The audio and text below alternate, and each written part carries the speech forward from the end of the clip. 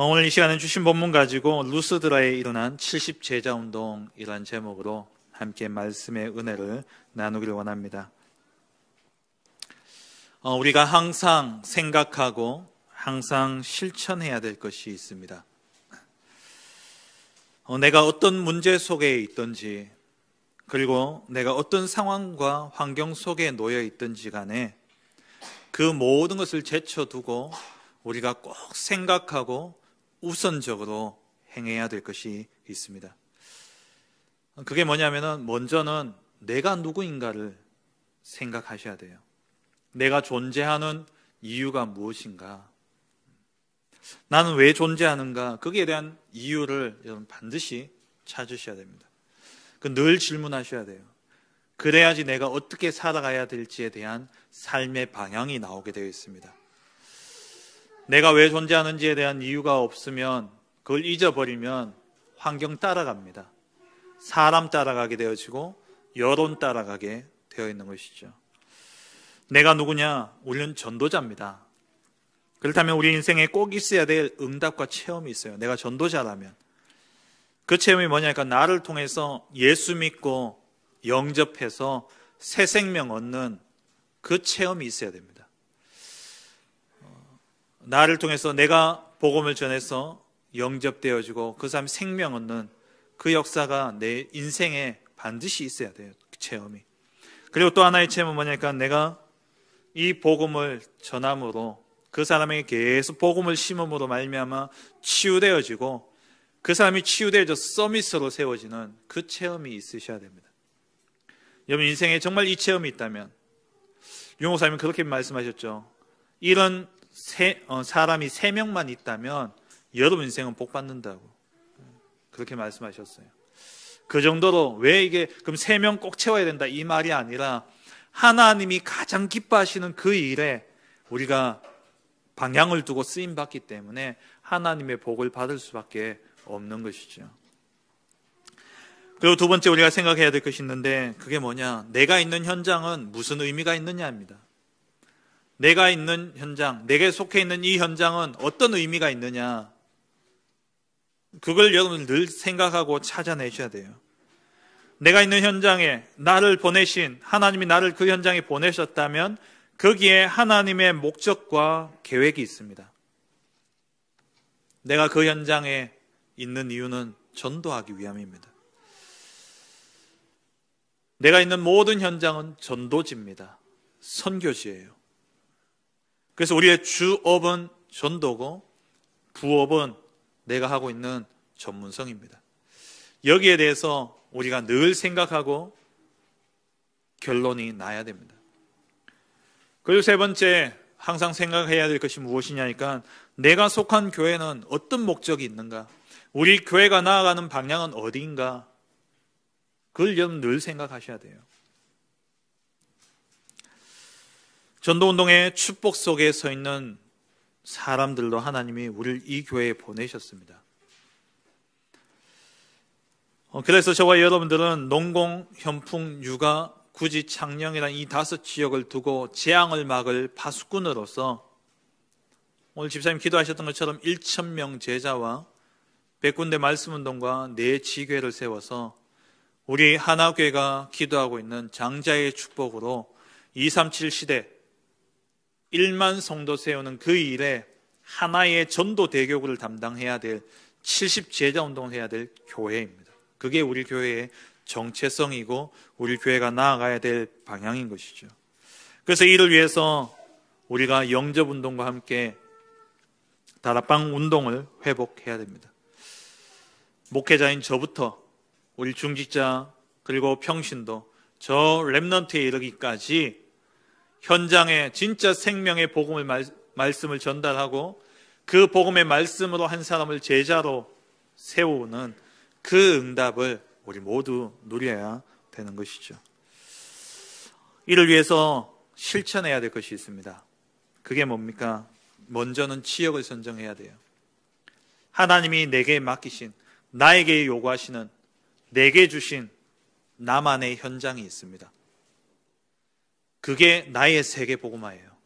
나의 세계복음화가 237 나라에 나가는 것이 아니고 저 먼 나라를 우리가 물론 품고 기도해야 됩니다. 그와 함께 내게 주어진 현장을 내가 복음화하는 것이 큰 그림을 보면 세계 복음화가 이루어지는 겁니다. 왜냐하면 세계 복음화를 위한 큰 그림 속에 하나님이 이 농공현풍류가 굳이 창녕의 그림을 완성하도록 하나님 우리를 이곳에 세우신 거예요. 그래서 내게 주어진 현장, 그곳을 놓치면 안 됩니다. 그래서 기도하시면서 내가 복음화해야 될 한 현장, 내가 복음화해야 할 한 나라 놓고 기도하는 겁니다. 그리고 그 지역이 정해지면 그 속에서 전도 대상자를 여러분 찾아서 기록하시기 바랍니다. 누가 복음 받을 사람인가 생각하고 쓰는 게 아니라 다 쓰세요. 다 기록하시기 바랍니다. 기록해놓고 기도하면서 이 사람은 예수님 믿는 사람이구나. 이 사람 그렇게 정리해 나가야지 이렇게 되는데 내 생각에 복음 받을 사람만 골라서 쓰면은요 100명이 있어도 1명 나올까 말까입니다. 다 적고 그래서 우리 렘넌트들에게는 우리 렘넌트 예배 때 이제 새 학년 새 반으로 가게 되어졌는데 1번부터 끝번까지 이름 다 쓰라고 이야기했어요. 다 써요. 그렇게 대상자를 정해놓고 이제 영적 싸움을 싸워야 되는 것이죠. 강한 자를 결박하지 않고서는 그 집의 세간을 늑탈할 수 없습니다. 강탈할 수 없어요. 그래서 그 배후의 역사는 흑암의 세력이 꺾여질 수 있도록 그 영혼을 잡고 있는 흑암의 권세가 무너질 수 있도록 이름을 보면서 계속 기도하는 겁니다. 그러면 흑암이 꺾여지고 흑암이 꺾여진 증거가 뭐냐니까 먼저 내게 영안이 열려집니다. 나의 영안이 열려져요. 그래서 그 영안이 열려지면 뭐가 보이냐니까 하나님의 시간표가 보여집니다. 이 사람이 구원받을 시간표가 아닌가. 왜 갑자기 아프다고 연락이 와요. 갑자기 병원에 입원했다 연락이 와요. 갑자기 고민 있다고 연락이 옵니다. 뭐 뜬금없이 니 참 예수 믿는데 니 보니까 진짜 참 예수님 믿는 게 좋은 것 같다. 이런 말을 갑자기 하게 돼요. 기도하고 있으면 이게 사인인데 기도 안 하면 기도로 영적 싸움을 싸우지 않으면요 아무리 옆에서 살려달라고 몸부림쳐도요 막 이렇게 이야기를 해도 전혀 깨닫지를 못해요. 영적 싸움 싸우면 흑암이 꺾여지고 우리의 영안이 열려지면서 하나님의 시간표가 보여집니다. 그때 복음이 선포되어지는데 영접되어지고 하나님의 자녀가 되어지면서 그러면서 중요한 전도의 문들이 열려지는 것이죠. 우리 하나교회에 어떤 성도님이 아버지를 놓고 계속 기도하셨어요. 아버지가 연세가 많으시고 워낙 완고하신 분이셔요. 이분이 혼자 이제 예수님을 믿고 교회 장로까지 되셨습니다. 우리 교회에서 장로님 되신 분은 아니신데 장로님까지 되셨어요. 그러면서 보니까 계속 아버지를 놓고 기도했단 말이에요. 기도하다 보니까 아버지가 갑자기 폐암 선고를 받게 되어진 겁니다. 그것도 3기, 4기 얼마 안 된다, 안 남았다라는 이야기를 들으시고 이 아버지 마음에, 이 장로님 마음에 우리 아버지 복음 들어야 되는데 그래서 이제 제가 교구를 맡고 있어서 저한테 연락이 오신 거예요. 거기 갔어요.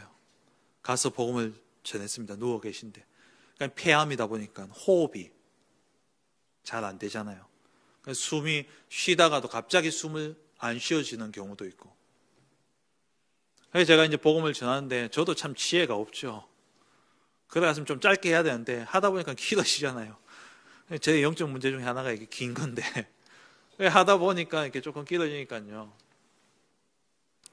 옆에서 그 어머니가 아이고 막 고마워서 막 사람 다 주고 가는데 옆에서 그 길게 간다 하면서 쫓겨났어요. 쫓겨나 버렸어요.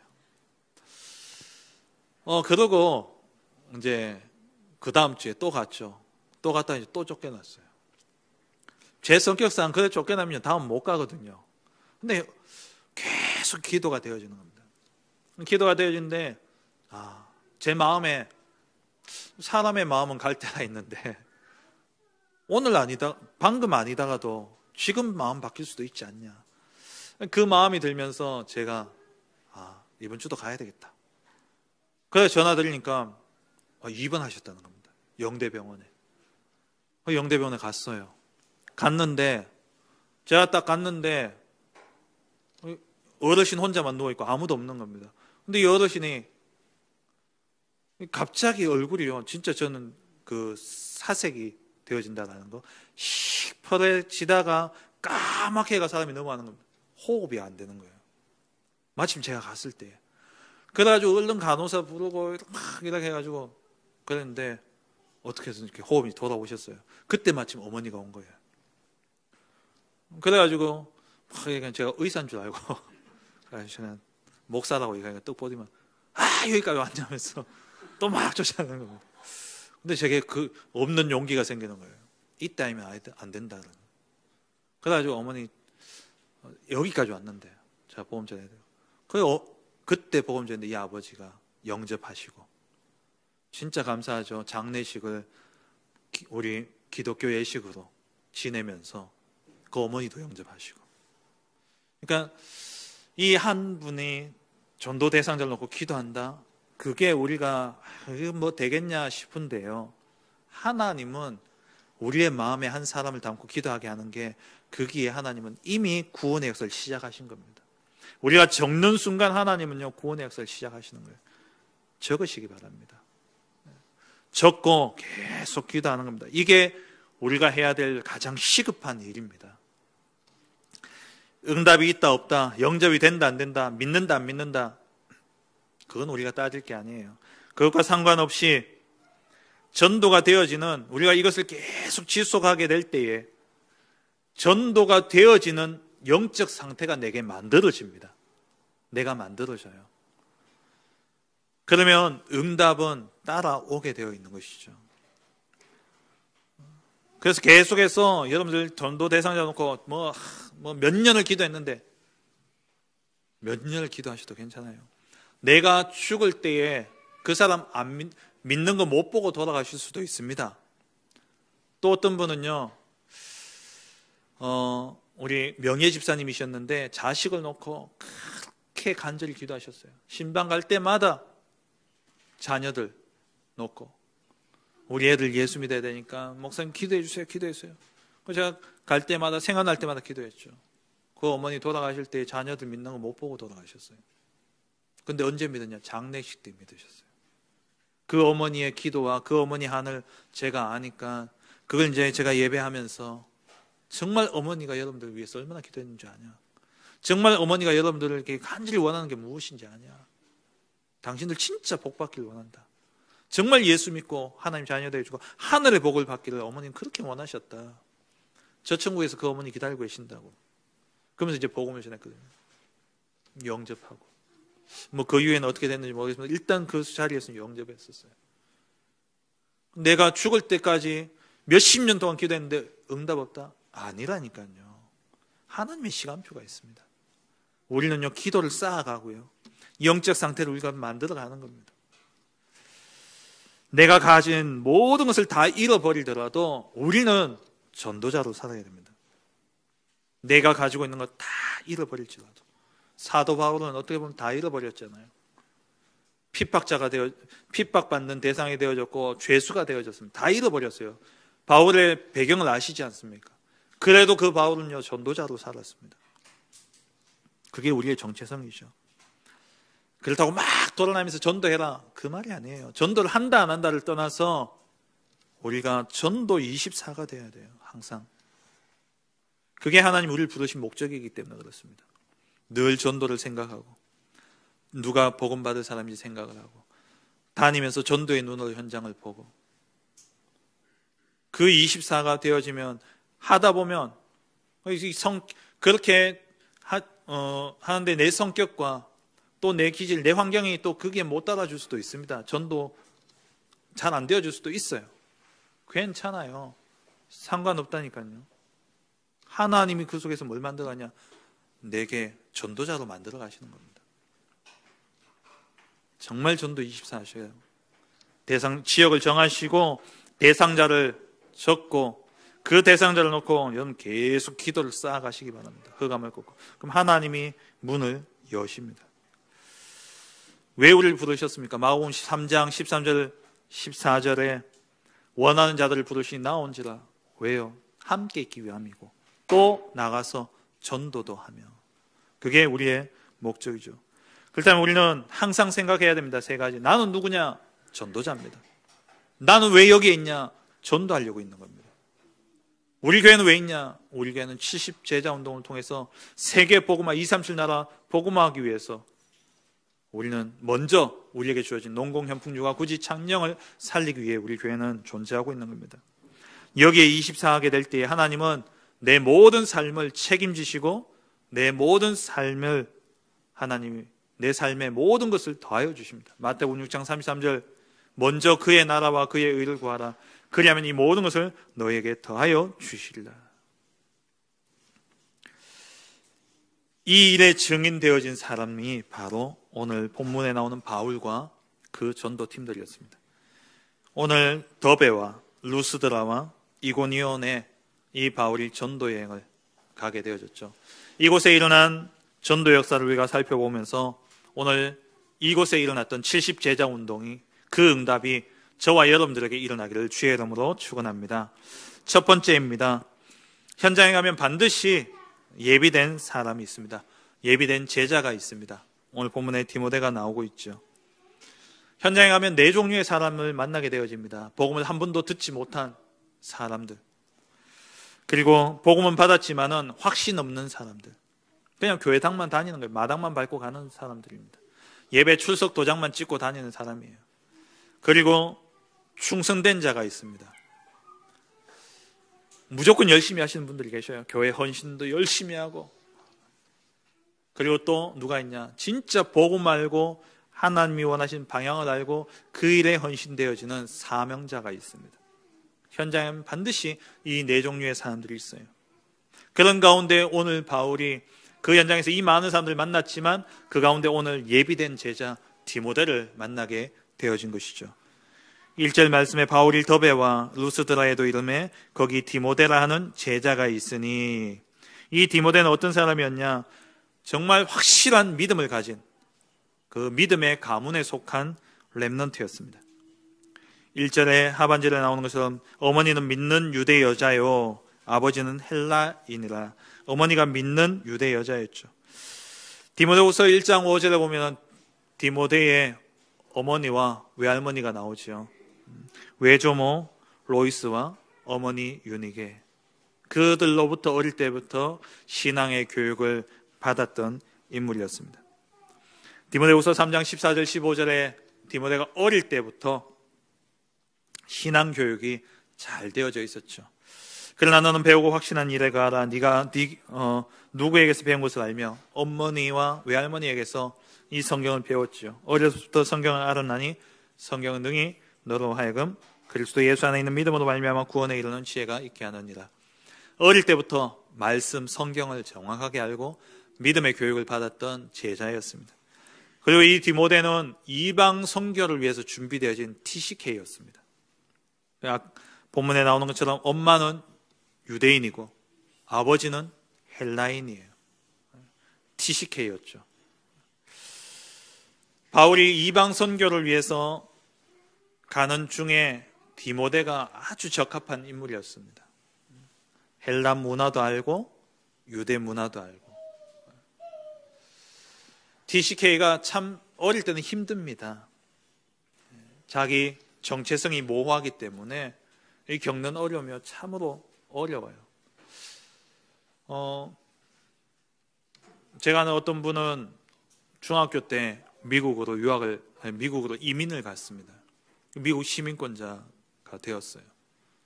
중학교 때 이민을 가서 시민권을 얻었지만은 그 중학교 때 가놓으니까 이게 한국 그게 남아 있잖아요. 미국에서는 한국인이에요. 미국 시민권을 가지고 있는데, 그러다가 이제 자라서 직장을 한국으로 오시게 된 겁니다. 한국에 와서 한국에서 생활하는데 한국 직장에서 이 사람을 미국인이라는 거예요. 자기는 한 번도 그러니까 자기는 미국에 있을 때는 한국인이라 생각했고, 그래서 한국에 왔는데 한국에서 오니까 한국에서는 한국인이라 생각 안 하는 거예요. 미국인이라 생각하고. 여기서 오는 정체성의 혼란. 지금 많은 TCK들이 우리 농공 또 구지 이 지역에 많이 와 있습니다. 우리 아이들 다니는 학교에도 보면은 고려인들 지금 진짜 우리 기도하셔야 됩니다. 우크라이나, 러시아 지금 전쟁이 일어났는데요. 누가 잘했다 잘못했다를 떠나서 간에 그 속에 고통받는 그런 수많은 사람들을 놓고서 정말 우리 기도해 주셔야 돼요. 우리 보바 전도사님, 러시아 통역했던 보바 전도사님 우크라이나 분입니다. 그리고 또 우리 아이 다니는 학교에 우크라이나에서 왔는 여자애가 있어요. 얘가 이렇게 그 상황을 두고 정말 걱정하면서 이렇게 문자 올렸다 그러더라고요. 만약에 우리나라에 전쟁이 일어났다 생각해 보세요. 그렇죠? 이런 아이들이 지금 많이 와 있습니다. 그러니까 우크라이나 우리 그 전쟁을 위해서 여러분 기도해 주시고, 어쨌든 지금 농공 북동중학교 같은 경우에는 예전에 뉴스 보니까요, 러시아 애들이 너무 많아가지고 달성 군에서 MOU를 맺어가지고 통역사를 보내줘서 수업할 정도로, 그럴 정도로 TCK들이 많이 와 있습니다. 그러니까 이 아이들이 진짜 복음 모르면은 정체성의 혼란 속에 한번 생각해 보세요. 한국말 모르고 여기 왔어요. 학교는 다녀야 되니까 다닙니다. 수업 하나도 못 따라갑니다. 언어 안 돼요.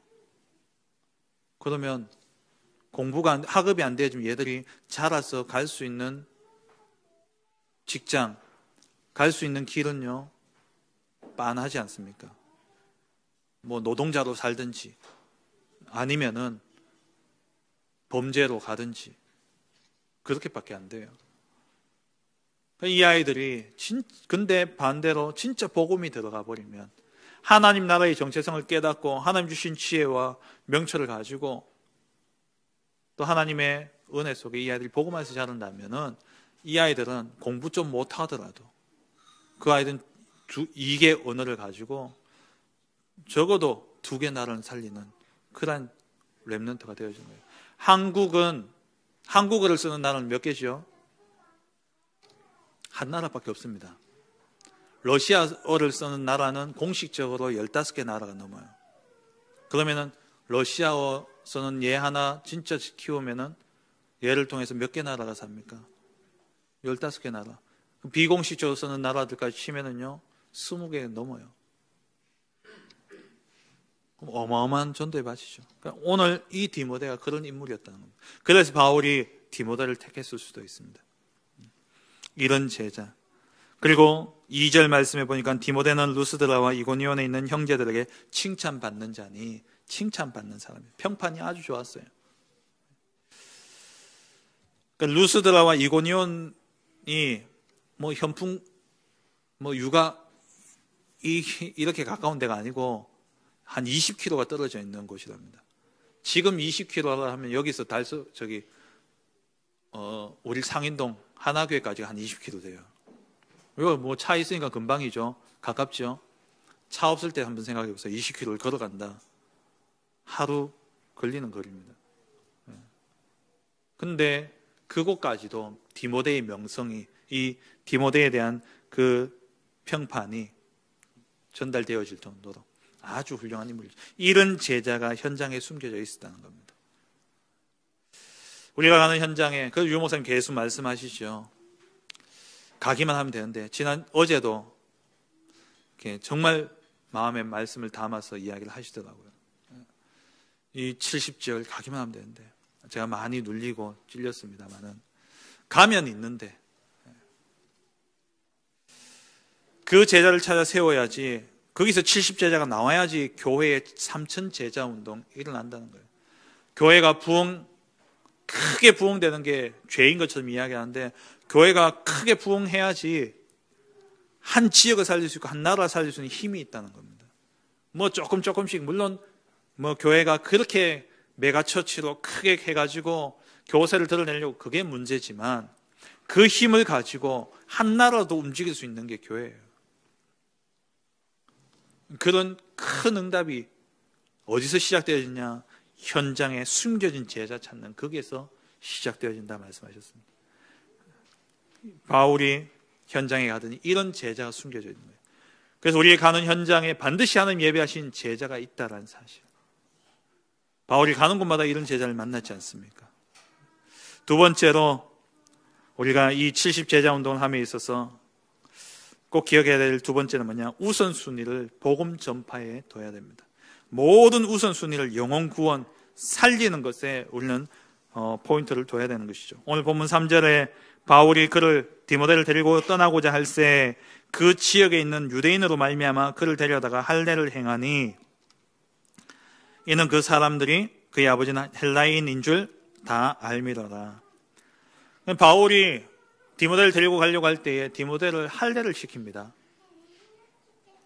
그런데 이미 예루살렘 회의를 거쳐서 이 할례는 구원의 기준이 되어질 수 없고 이 할례를 가지고는 문제 삼지 않도록 결정했고 그 결정문들을 가지고 교회마다 전달했어요.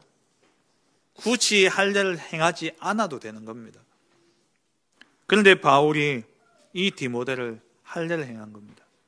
갈라디아서 2장 3절에 보면은 바울이 디도에게는 할례를 행하지 않았었어요. 어떨 때는 할례를 안 시키고 어떨 때는 할례를 시키고. 왜 그렇게 했냐? 그 중심은 뭐냐? 3절에 유대인으로 말미암아라고 되어 있죠. 이 시비 거는 사람들이 있었다는 거예요. 괜한 시비와 트집에 걸리지 않도록. 그래서 이건 사실 할례를 해도 되고 안 해도 되고, 복음 받았으니까 할례 안 해야 된다가 아니라 해도 되고 안 해도 되는 거예요. 근데 복음을 위해서 바울이 어떻게 했냐? 할례를 행한 겁니다. 걸리지 않기 위해서.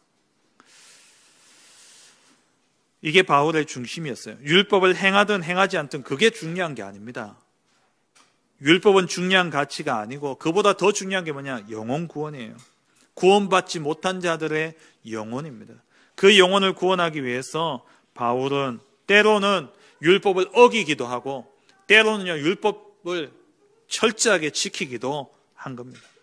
이 바울의 중심이 잘 나타나 있는 성경이 고린도전서 9장인데요. 9장 19절 이하에 보면은 내가 모든 사람에게서 자유로우나, 그렇죠, 복음으로 말미암아 자유함을 얻었으니까 자유로워요. 그런데 바울 스스로 모든 사람에게 종이 된 것은 왜 그러냐? 더 많은 사람을 얻고자 합니다. 20절에 유대인들에게 내가 유대인과 같이 된 것은 유대인을 얻고자 하며, 율법 아래에 있는 자들에게는 내가 율법 아래에 있지 않지만 율법 아래에 있는 자 같이 된 것은 율법 아래에 있는 자들을 얻고자 합니다. 그들을 구원하기 위함이라는 거예요. 또 21절에는 율법 없는 자에게는 내가 하나님께는 율법 없는 자가 아니요 도리어 그리스도의 율법 아래에 있는 자지만 율법 없는 자와 같이 된 것은 율법 없는 자들을 얻고자 합니다. 악한 자들에게는 내가 약한 자들에게 내가 약한 자와 같이 된 것은 약한 자들을 얻기 위함이고, 내가 여러 사람에게 여러 모습이 된 것은 아무쪼록 몇 사람이라도 구원하고자 함이니 내가 복음을 위하여 모든 것을 행함은 복음에 참여하고자 합니다. 이게 우리 전도운동함에 있어서 중심이고 기준이 되어져야 됩니다. 예수님도 그러셨어요. 예수님도 비난을 받으시면서 세리인 마태 집에 들어가서 함께 식사하셨습니다. 왜요? 세리 마태, 사람들이 전부 죄인이라고 비방하던 그 사람도 구원해야 되기 때문에 예수님이 거기에 들어가서 식사하신 거예요. 율법 없는 자에게는 율법 없는 자의 모습으로, 율법 있는 자에게는 율법 있는 자의 모습으로, 우리가 율법을 지켜서 복받고 율법 안 지켜서 복 못 받고, 그게 아니지 않아요. 그게 아닙니다. 우리의 모든 중심이 뭐냐? 구원, 영혼 구원의 방향이 맞춰져야 됩니다. 우리는 우리도 모르게 제도와 법, 또 교회 내의 어떤 규정 같은 것에 매일 수가 있습니다. 하지만 우리는 그것보다 복음의 이 전도에 최우선의 가치를 둬야 됩니다. 1997년도에 우리 다락방 전도운동이 96년도에 2단으로 정제받고, 그리고 교단이 없이, 노회도 없이 교회들만 모여 있으니까 이게 총회가 없어도 사실은 괜찮은데 협회가 있기 때문에 왜 총회를 97년도에 세웠냐? 목회자를 세워야 되기 때문에. 총회가 목사를 세우기 때문에요. 그래서 총회를 만든 겁니다. 잘 아시다시피 그 초대 총회장이 우리 원로 목사님 아니십니까? 그 원로 목사님께서 그 총회장 이제 선출되시고 인사말 하시면서 하신 유명한 말씀, 유명한 어록 아닙니까? 이거는 주님 오실 그날까지도 기념되어질 어록이에요. 전도에 방해된다면 총회도 해산하겠다. 그게 바울의 중심이었고, 그게 예수님의 중심이었고, 그게 우리의 중심이어야 됩니다. 현장에 가서 복음 전할 때 가장 우선순위가 뭐냐? 이게 뭐 맞냐 안 맞냐? 우리는 사실 그걸 자꾸 따져요. 이렇게 해야 되냐 안 해야 되냐? 그걸 자꾸 따진다니까요. 복음 외에는 시대에 따라 다 바뀌는 겁니다. 복음 외에는 예수 그리스도 영접하는 자 곧 그 이름을 믿는 자들에게 하나님의 자녀가 되는 권세를 주셨으니 주의 이름을 부르는 자는 누구든지 구원을 얻으리라. 이 말씀 외에는 다른 건 다 바뀌는 거예요. 다른 이로서는 구원을 얻을 수 없나니 천하의 사람 중에 구원 얻을 만한 다른 이름을 우리에게 주신 적이 없습니다.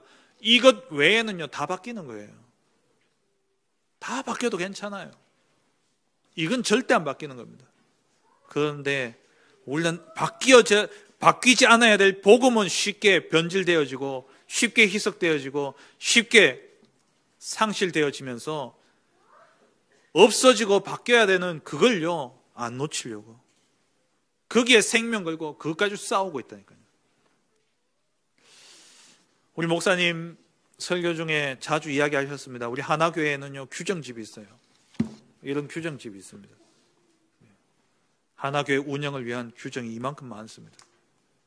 그런데 첫 장에 뭐라고 되어 있냐? 제가 그대로 읽어드릴게요.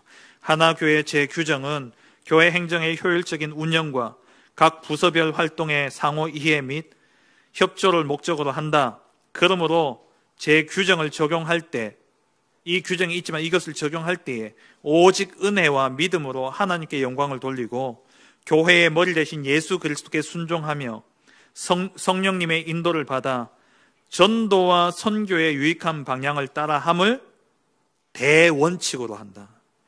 그게 가장 우선이라는 거예요.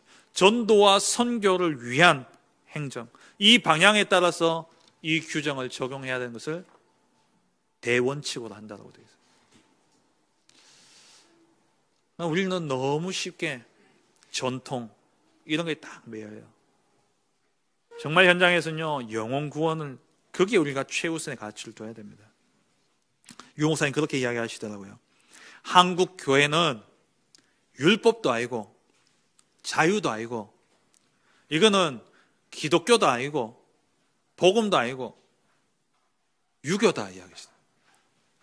저는 그 이야기를 듣는데요 충격과 함께 맞다라는 생각이 딱 들더라고요. 한국 교회는 기독교가 아니라 유교다. 옛날 우리 교회 한번 생각해 보세요. 지난주에도 제가 말씀드렸잖아요. 교회 안에 드럼 놓는 것 때문에 놔야 된다 안 놔야 된다. 뭐 청바지 입었다고 혼나고 슬리퍼 신었다고 혼나고. 제 전도사 때요 사무실에 앉아 있다가 사무실에 이제 슬리퍼가 있으니까 슬리퍼 신고 화장실 갔다가 누가 불러가지고 그 1층 현관을 딱 지나가는데요 어느 장로님이 부르셔요.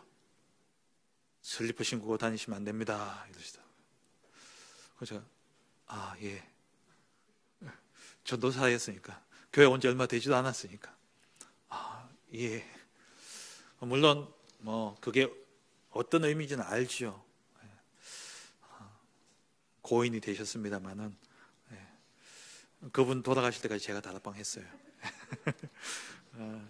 근데 우리도 모르게 그런 유교적인 생각 틀들요 딱 있다는 겁니다. 현장에 가서 진짜 꼭 기억해야 될 것은 뭐냐? 무엇이 복음에 유익하고 무엇이 영혼 구원에 유익한가? 그걸 생각하셔야 돼요. 그 나머지는요 다 양보하셔도 됩니다. 뭐 술을 먹어야 되냐 말아야 되냐 그런 좀 수준 낮은 거 가지고 이야기하지 마세요. 뭐 담배 끊어야 된다. 담배 피셔도 돼요. 옛날 어느 교회는요 교회 안에 흡연실 만들어 주셨더라고요. 저 옥상에다가. 거의 초신자들이 얼마나 안 믿던 남편들이 얼마나 와가지고 예배 드리고요, 올라가서 담배 피고요. 그러다가 많이 영접하시고 그러셨대요. 와가 이렇게 담배도 한 대 피워야 되는데 이거 담배 필 데도 없고 이제는 법적으로 안에 건물 안에 담배 못 피게 되어 있으니까 어쩔 수 없습니다만은. 그러니까 이런 우리가 그 교회는 이야기를 딱 듣고 진짜 열려 있다 복음을 위해서. 우리가 복음 하면서도요, 나도 모르는 이 율법, 유교적인 이것에 딱 갇혀 있다는 겁니다. 바울은 모든 것을 허용했어요. 오직 그리스도의 복음 외에는. 왜냐? 이 사람들을 얻고자, 몇 사람이라도 얻고자 합니다. 세 번째입니다. 그리고 이 루스드라에서 일어났던 70제자 운동의 세 번째는 뭐냐? 믿음을 굳건하게 할 규례를 전달했습니다. 당시 예수 믿고 돌아온 이방인들에게 가장 큰 신앙적인 위협이 뭐였냐? 그러니까 율법이었어요. 율법과 할례에 대한 그런 부분이었죠. 유대주의. 그래서 바울이 제자들이 이런 위협 가운데 흔들리지 않도록 하게 하기 위해서 2차 전도 여행을 계획한 겁니다. 15장 36절에 바울이 바나바더러 말하되 우리가 주의 말씀을 전한 각 성으로 다시 가서 형제들이 어떠한가 방문하자. 형제들이 잘 있냐 못 있냐를 방문하는 게 아니라 이들을 확립시키기 위해서, 이들의 믿음을 굳건하게 하기 위해서 이들을 방문한 거예요. 그래서 바울이 16장 4절에 여러 성으로 다녀갈 때에 예루살렘에 있는 사도와 장로들이 작정한 규례를, 이 규례는 예루살렘 회의에서 결정했던 그 규례죠. 네 가지 금해야 될 것 외에는 이방인의 문화와 그런 것들을 다 허용하는 그런 내용들이었습니다.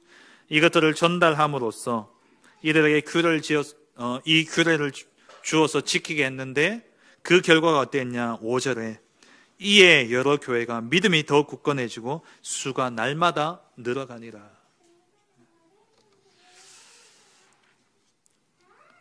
많은 사람들이 착각하는 게 뭐냐면은 법이 없는 게 자유라 생각해요.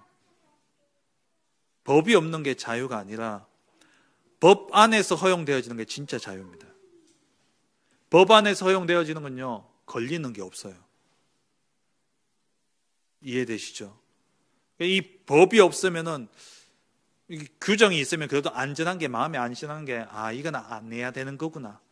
이건 해야 되는 거구나. 딱 나오면요, 안 해야 될 건 안 하면 되고, 해야 될 건 하면 되는 거예요. 그래서 하나님이 처음부터 법을 주신 겁니다. 선악과 먹지 말라. 이것을 내가 먹는 한은 내가 반드시 죽으리라. 선악과만 안 먹으면 나머지는 다 자유예요. 나머지는 마음껏 누릴 수 있는 겁니다. 그것만 안 하면 돼요. 근데 어리석은 인간들은 뭐라고 이야기하냐? 이거는 왜 선악과라는 법을 만들어가지고 그게 자유냐? 이래요. 그게 있기 때문에 자유가 되는 거예요. 그 법이 있기 때문에. 그래서 바울이 이 규례를 전달한 겁니다. 이 규례를 딱 주고 나니까 이것 외에는 마음껏 복음 전하면 되는, 복음 전하는 데 있어서 마음껏 누리면 되는 거예요. 그러니까 신앙이 어떻게 보면 정리가 되어지고 명료해지죠. 딱 세워지는 겁니다. 그렇다면 오늘날 우리가 현장에서 예수님을 믿고 영접한 이러한 사람들의 믿음을 굳건하게 하기 위한 우리의 규례는 뭐냐? 어떤 규정과 법 이전에 우리가 딱 규례로 가져야 될 게 뭐냐? 영접했다? 그럼 반드시 이 사람을 다락방으로 양육하는 것. 그게 여러분 가지고 있어야 될 규례입니다. 누군가 복음을 받았다. 그렇다면 이 사람을 현장에서 다락방으로 딱 연결해가지고 이 사람이 복음이 체험되어지고 복음의 뿌리가 내려지고 복음이 체질되어져서 정말 내가 살고 현장을 살리고 교회를 살릴 수 있는 그런 제자로 세워질 수 있도록 다락방으로 연결시키는 것. 다른 규례는 모르겠습니다. 그거는 다 접어두고 제가 오늘 여러분들에게 드리는 규례는 뭐냐? 무조건 영접하면 다락방으로 연결해라. 그래서 그 사람에게 정확한 복음으로 양육해라. 그게 우리가 현장에서 인도받아야 될 규례입니다. 다락방부터 하는데 또 강단 말씀, 또 우리 교제를 통해 가지고 다락방을 하게 되죠. 하실 때에 요즘에 유 목사님 말씀 주셨던 것처럼 새가족 수련회 때 주셨죠. 강의식으로 교회 와서도 40분, 50분 설교만 듣다 가는데 다락방 가서도 또 30분, 40분 메시지만 하지 말고 뭐냐? 간단하게 정리해 주거든요. 기도 제목 나누면서 포럼하시라니까요. 포럼하면서 이 사람이 가지고 있는 고민과 이 사람들이 가지고 있는 기도 제목, 그런 부분들에 있어서 복음으로 답을 주고, 그럼 이 사람이 답을 얻으니까 힘이 나잖아요. 여기 가면 내가 답을 얻는구나. 그럼 어떻게 합니까? 오겠지요. 계속 오다 보면 그 말씀이 내게 적용이 되어지고 말씀이 답이 되어지니까 이게 뿌리가 내려지면서 말씀 안에 굳게 세워지게 되는 겁니다. 오늘 주셨던 말씀처럼. 그래서 실제 복음이 체험되어질 수 있도록 이렇게 이 체험이 되어지면 교회는요 저절로 오게 되어 있는 거예요. 오지 마라 해도 오게 되어 있습니다. 그래서 교회부터 오면은 힘들어요. 왜냐? 전혀 모르는 노래 듣고 있죠. 앞에서 3, 40분 동안 막 이야기하는데 단어며 뭐며 하나도 들어보지 못한 진짜 불생불신자면은 그걸 3, 40분 동안 또 듣고 앉아 있어야 돼요. 물론 성령이 역사하시면 뭐 그 단서를 단다면 할 말은 없습니다만은 인간적으로. 그래서 현장에서 실제 이 사람이 구원받고 구원 은혜로 받는 것이죠. 그 은혜로 받은 구원의 축복을 이제 삶의 현장 속에서 실제 말씀으로 답을 얻고, 아 진짜 예수 믿으니까 아 정말 말씀 속에 답이 있구나, 이렇게 깨닫다 보면은 자연스레 뿌리가 내려지면 저절로 교회에 오게 되어 있어요. 그런 사람은요 안 떨어집니다. 다 굳건하게 세워지는 거예요. 이게 우리가 현장에서 70제자 운동하는 데 있어서 가져야 될 규례입니다. 말씀을 맺겠습니다. 70제자 운동에 하나님이 이 70제자 운동의 응답을 하나님이 우리에게 약속하셨습니다. 이 응답을 우리가 받아 누리기 위해서 먼저는 지역을 정하고 그리고 대상자를 적고 기도하고 있으면 하나님이 그 사람의 마음문을 여시고 그 사람을 향한 하나님의 시간표를 보게 하시고 그 사람이 예수 믿고 영접되어지는 그 응답이 오게 되어집니다. 영접하면 이제 어떻게 합니까? 그 사람을 다락방으로 연결하는 거예요. 현장에 반드시 디모데와 같은 그러한 제자가 있습니다. 그래서 우리가 현장을 돌고 그 현장에 만나는 만남들과 또 사람들 놓고 기도하면서 그렇게 인도받으면 반드시 복음받을 자들 나오고 복음받은 자들 가운데 다락방으로 연결되어져서 말씀을 양육하다 보면 디모데 같은 제자가 나오게 되어 있어요. 근데 그 모든 진행하는 과정 속에 기준은 뭐냐? 생명 구원, 영혼 구원, 복음이 최우선의 가치가 되어져서 나머지는 다 양보하면 됩니다. 그렇게 하면서 정확한 규례를 가지고 다락방 하게 될 때에 반드시 우리 교회를 통해서 올 한 해 70제자 운동에 응답을 주시고 전도 대교구의 응답을 통해서 1000제자가 일어나는 그러한 축복과 응답을 반드시 주실 것입니다. 그 응답의 주역으로 세워지는 우리 모든 성도님들 되시길 주의 이름으로 축원합니다. 하나님 감사합니다. 루스드라에 바울이 복음 들고 들어갔을 때 그 현장에 디모데와 같은 제자가 있었고 그 속에서 규례를 가지고 오직 복음만을 전달했을 때에 그 현장에 교회가 믿음이 더 굳건해지고 수가 날마다 늘어나는 부흥의 역사가 일어났던 것처럼 하나님 우리 테크노폴리스 하나교회 또한 이 응답을 누리는 교회가 되게 하여 주옵소서. 우리 모든 성도들 지역을 마음에 품고 기도하며 또 전도 대상자를 놓고 기도하는 가운데 그 속에 하나님 예배하신 영혼들이 또 생명 얻는 역사가 일어나고 그들과 함께 다락방하는 가운데 디모데 같은 제자가 일어나고 또 그들로 통하여서 진짜 현장 살리고 교회 살릴 그러한 1000 제자가 세워지는 그 응답 누리는 우리 교회가 되어줄 수 있도록 축복하여 주옵소서. 감사드리며 예수 그리스도의 이름으로 기도합니다. 아멘.